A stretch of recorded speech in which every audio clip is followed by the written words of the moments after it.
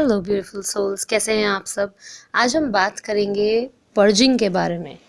क्या आपको कभी ऐसा लगता है कि रोने से आपकी चीज़ें रिलीज़ हो जाती हैं, ठीक है। जैसे कि फुल मून पे, न्यू मून पे बहुत ज़्यादा रोना आता है, ठीक है।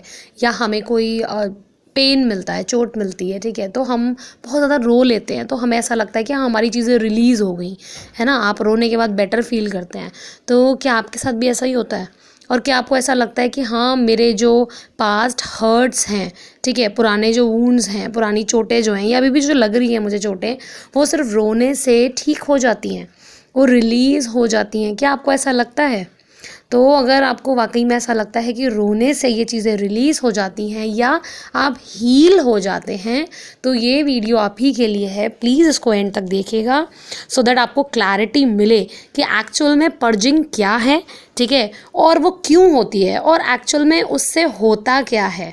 तो देखिए, पर्जिंग का मतलब सबको पता है कि रोना, ठीक है। हम पर्ज कर रहे हैं, हम रो रहे हैं बिना बात। जब हमें रोना आने लगता है, ठीक है, हमें समझ नहीं आता कई बार, या बहुत ज़्यादा हमें पेन मिलता है तो हम बहुत फूट फूट के रोने लगते हैं। कई दिन तक, दिन रात हम रोते ही रहते हैं, ठीक है। कोई छोटी छोटी बात अगर अच्छी भी होएगी तो भी रोएंगे, बुरी होएगी तो भी रोएंगे। हर वक्त बस रोने में ही दिन और रात निकल जाते हैं, ठीक है। उसको बोलते हैं पर्जिंग, ठीक है। कई दिन कई रात चलने वाली या एक दिन तक या कुछ घंटों तक भी चलने वाली रोने की स्टेट को हम पर्जिंग कहते हैं, ठीक है। तो उस रोने के बाद आपको बहुत ज़्यादा लाइट फील होता है, हल्का फील होता है। ऐसा क्यों? क्या वाकई में ऐसा लगता है कि इसके बाद हम हील हो गए? हाँ, वो जो मैं वहाँ उसने कहा था वो हम हील हो गए, अब हमें कोई पेन फील नहीं होता, है ना। ऐसा लगता है ना, लेकिन एक्चुअल में ऐसा नहीं होता। वो क्यों, मैं आपको रीज़न बताती हूँ। पर्जिंग क्या है बेसिकली, जब इसको एक एग्जाम्पल के तरीके से समझिए कि अगर एक बाल्टी है, ठीक है, वो पानी भर चुका है, बाल्टी पूरी फुल है, ठीक है। अगर आप उसमें अब नल चला देंगे और पानी और उसमें डालने लगेंगे तो जो बाल्टी ऑलरेडी फिल्ड है पूरी, ठीक है, तो पानी कहाँ जाएगा? उसमें बाहर ही छलकेगा ना, बाहर ही गिरेगा, वो उसके अंदर तो जा ही नहीं सकता क्योंकि वो बाल्टी तो ऑलरेडी फिल्ड है ना। तो ऐसे ही जब आप पेन में होते हैं, पूरे अंदर तक भर चुके होते हैं उस दर्द से, तब जब कोई भी चोट आपको एक्स्ट्रा मिलती है, कोई भी बात आपको ज़रा सी भी बुरी लगती है, आप सिर्फ रोना ही रोना, रोना ही रोना आता है, कई दिन तक आता है, ठीक है। तो इसका मतलब क्या है कि वो जो चीज़ है, वो दर्द जो है वो छलक रहा है क्योंकि वो ऑलरेडी आपके अंदर भर चुका है, तभी आप उसको अपने अंदर स्टोर नहीं कर पा रहे हैं।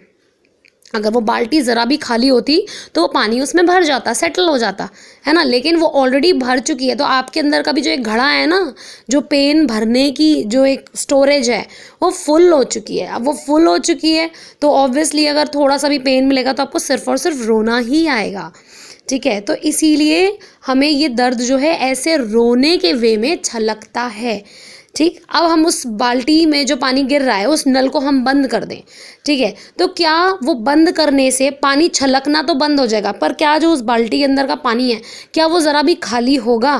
क्या वो बाल्टी आधी हो जाएगी, ये 1/4 हो जाएगी? क्या ऐसा होगा? ऐसा नहीं होगा। वो बाल्टी वहीं की वहीं रहेगी, उसमें पानी भी वहीं रहेगा। वो बाल्टी फिल्ड है पूरी, उसका हाउस फुल है, वो फुल ही रहेगी, है ना। वो आधी नहीं हो जाएगी। बस इतनी सी बात है कि अगर फिर से कोई पेन मिला तो वो छलकने लगेगा पानी, है ना। तो ऐसे ही आपके अंदर है, तो जो दर्द है आपके अंदर वो आप भर चुका है, आपका एक लेवल जो है वो भर चुका है। तो अब ज़रा भी दर्द मिला तो आप रोएंगे ही रोएंगे, आपकी पर्जिंग होगी ही होगी, ठीक है। लेकिन पर्जिंग होने के बाद जो आपको लगता है कि हाई रिलीज़ हो गया, रिलीज़ कुछ नहीं हुआ। बस इतनी सी बात है कि वो टाइम पे वो चीज़ निकल गई, लेकिन उसका दर्द और सारी चीज़ों का दर्द आपके अंदर ऑलरेडी भरा हुआ है।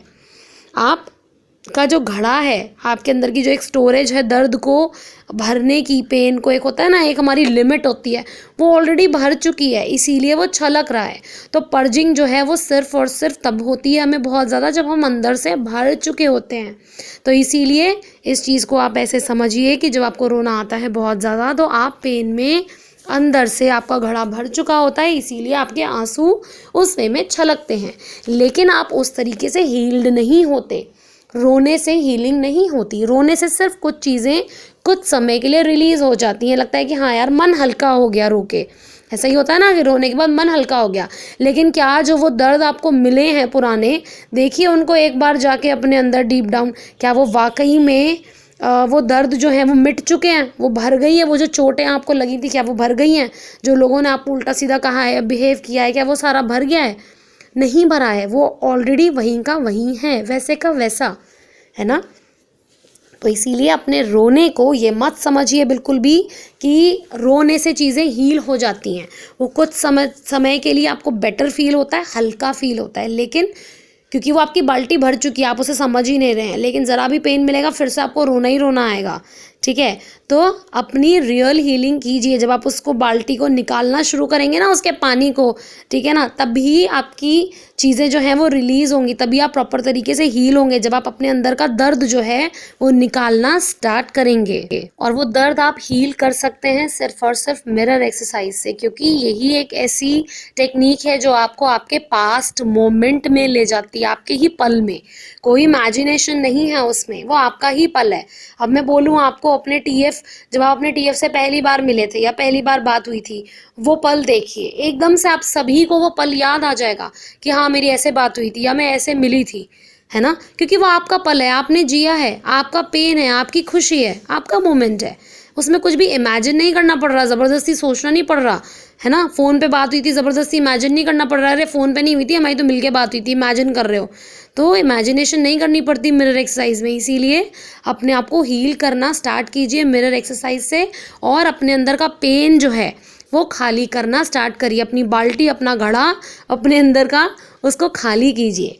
ठीक है, सो आई होप आपको मेरी ये वीडियो समझ में आई हो कि पर्जिंग क्यों होती है, और एक्चुअल में उससे हीलिंग होती है या वो सिर्फ एक्स्ट्रा चीज़ है जो निकल रही है।